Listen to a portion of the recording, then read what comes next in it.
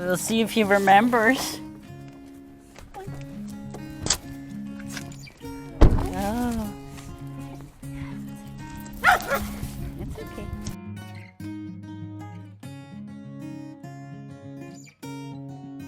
When Marley arrived, he would be barking and lunging at most dogs on the leash. I used my own dog Lucy, who's also a rescue, to create positive association with being on the leash and seeing other dogs. We used treats and a lot of distance, just letting him observe, letting him be, feeling what he was feeling. And in the beginning I would wear a GoPro camera so that I had my hands free. This way I can still observe the interactions, but I have my hands free to work and guide. And this is the second time. You can see he's still a bit stressed. There is some shaking and a little bit of like stiff body language, but he was finding it easier and easier to just walk with us.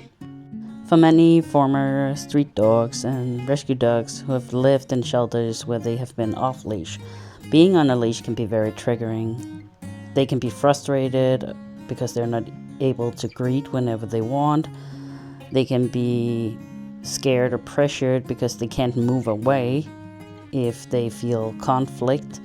So this whole restriction is creating a lot of tension. Therefore, we also did a lot of sniffing exercises.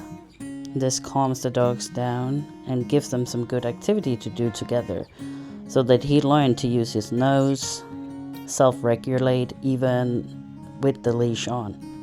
We did these meetings multiple times, and from time to time you could see that he started to calm down, enjoy the sessions, just being with Lucy, relaxing. And he also started to seek me out more for greetings. Another really important tool is the behavior log. So it's important that we are not just guessing. We are actually looking at data and we are analyzing the behavior over time. The owner will write down daily observations and I will analyze the behavior and comment with advice. Observing and collecting data is one of the most important parts of any behavioral work, and it gives us a clear picture of what's going on over time and finding the patterns of why the dog is reacting a certain way or feeling a certain way about triggers or situations. It's an amazing feeling to see the progress and see the emotions and reactions change over time and the welfare of the dog increase. We see here that triggers that would have upset him in the beginning are no longer upsetting to him, and that is just great.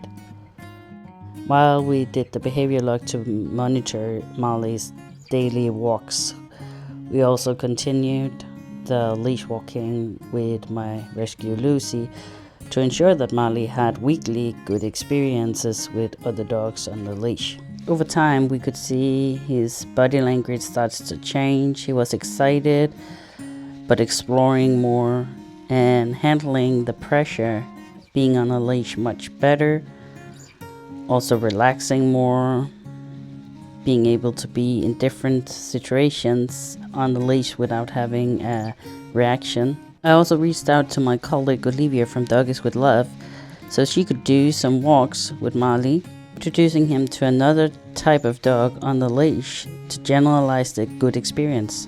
After a month of work, we finally let Marley start to greet other dogs off leash. We needed the owner and Marley to have a strong relationship and a reliable recall. And as for many rescue dogs, the off-leash greetings are much easier for Marley to handle because he can walk away whenever he feels pressure, and he can communicate freely like he did at the streets and at the shelter. I'm so proud of this dog and the owner and all the hard work they did, and I'm happy to see how good communication skills he has off leash. He's good at conflict, good at reading other dogs, and very polite. Greetings off leash will be the preferred option for him, but it's important that he can now also be on the leash without being stressed.